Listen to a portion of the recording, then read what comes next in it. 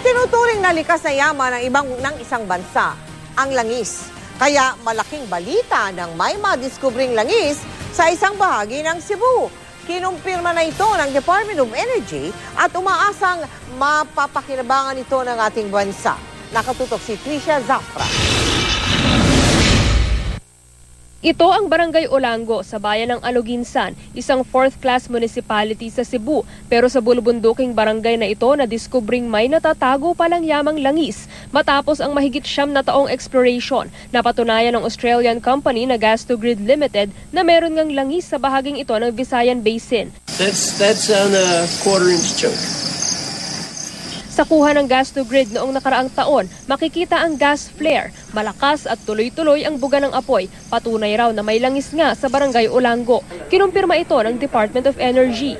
We are happy with the discovery because it shows that there is really a potential for possible commercial oil reserves in Cebu.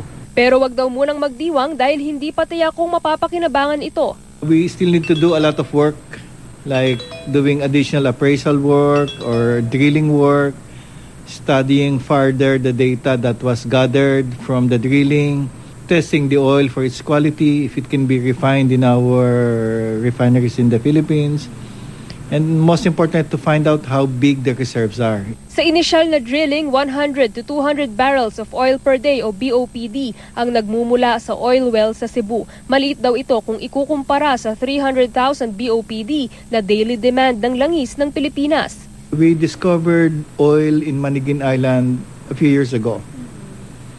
The oil becomes waxy when it is exposed to the atmosphere.